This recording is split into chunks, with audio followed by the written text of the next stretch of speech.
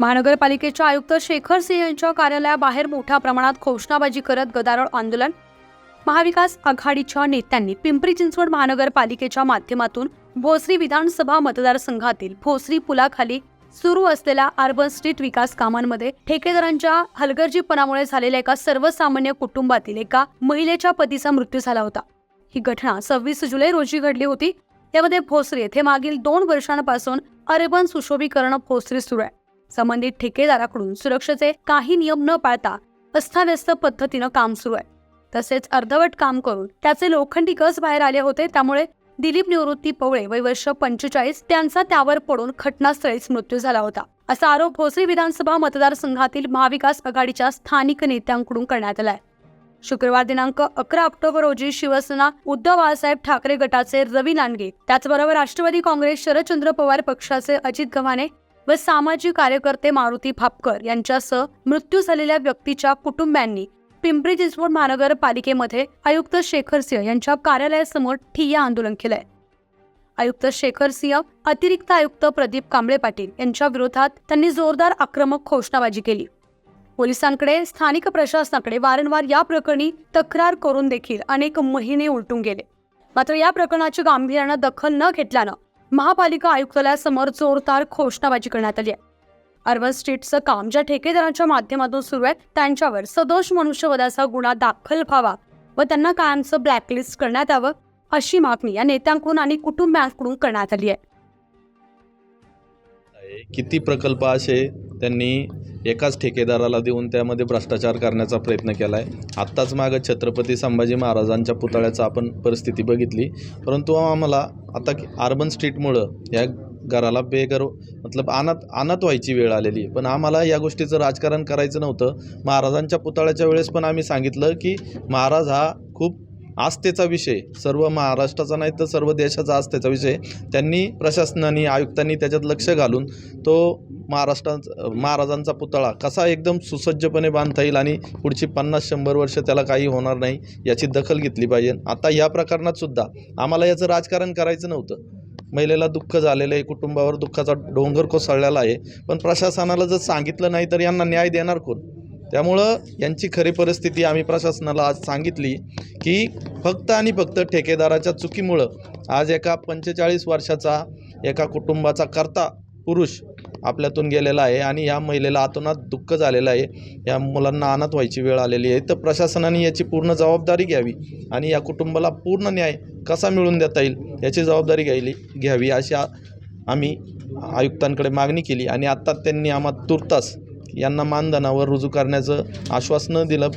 म्हणण्यापेक्षा ते रुजूच करणार आहेत। सोमवारी ते त्याचा आम्हाला निर्णय देतील आणि त्याच्यानंतर ठेकेदारावर कुठला गुन्हा दाखल करायचा आणि त्यांना एक आर्थिक नुकसान भरपाई किती जास्तीत जास्त देता येईल त्याचा आम्ही प्रयत्न करणार आहे।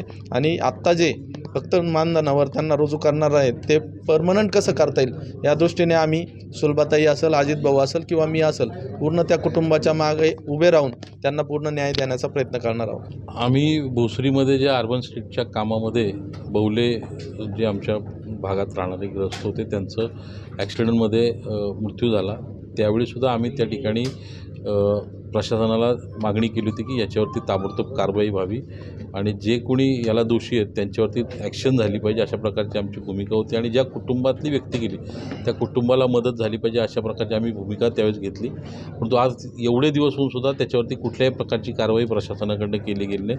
म्हणून आम्ही काल महाविकास आघाडीचे सर्व नेते मंडळी या ठिकाणी आम्ही आलो होतो आणि आयुक्तांची त्या ठिकाणी भेट घेतली। आयुक्तांना आम्ही हा सगळी पार्श्वभूमी सांगितल्यानंतर त्यांनी आम्हाला आज 4 वाजताची वेळ दिली, परंतु त्या इथं उपलब्ध नसल्यामुळे आम्ही ठिकाणी आंदोलन केलं। आमची मागणी अशी आहे की त्या कुटुंबाचं आज आर्थिक क्षेत्र, त्यांच्या कुटुंबातले व्यक्ती गेल्यामुळं त्या कुटुंबावर जे काही प्रसंग ओढवलेला आहे तो अतिशय भयानक आहे।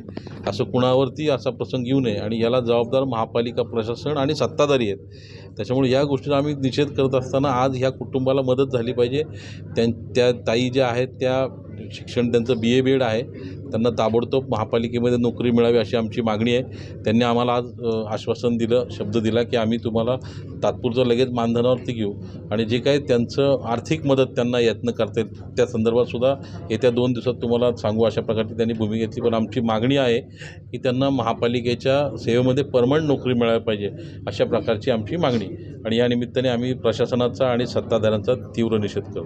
इथं येण्याची वेळच नव्हती आली पाहिजे. खरं तर लवकरात लवकर कारवाई करून न्याय दिला गेला पाहिजे नव्हता. आज आम्हाला इथं येऊन असं हे करून हे केलंच गेलं नव्हतं पाहिजे.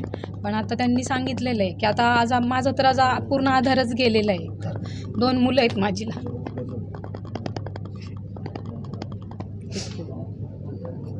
त्याच्यामुळं प्रशासनाने लवकरात लवकर सगळ्या गोष्टींचं म्हणजे नाही का हे केलं पाहिजे.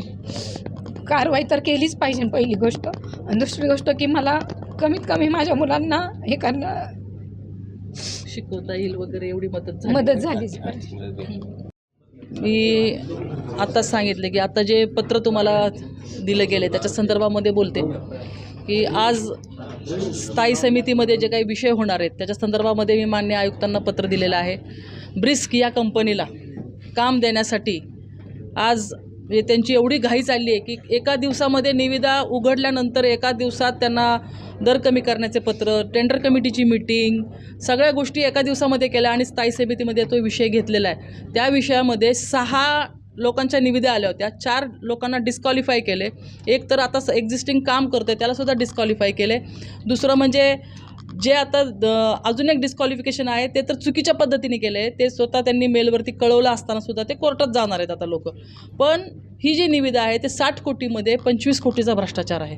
आणि जी ब्रिस्क कंपनी आहे ज्यांना ही निविदा देण्यात आलेली आहे, देणार आहेत आता स्थायी समितीमध्ये, ती ब्रिस्क कंपनीवरती ऑलरेडी ईडीची चौकशी सुरू आहे. चंद्रकांत पाटील नावाचे त्यांचे जे आहेत मेन त्यांच्यावरती सुद्धा त्यांचीसुद्धा चौकशी सुरू आहे. आणि अशा भ्रष्टाचारी कंपनीला इकडे महानगरपालिकेमध्ये अगदी तत्परता दाखवून जे टेंडर अगदी बिलोमध्ये ज्यांना बाद केले ते लोक बिलोमध्ये आहेत आणि ज्यांना आता तुम्ही काम देऊ करणार आहेत ते जवळजवळ 13% अभाव आहेत. म्हणजे एवढा मोठ्या प्रकारचा भ्रष्टाचार ह्या महानगरपालिकेमध्ये सुरू आहे.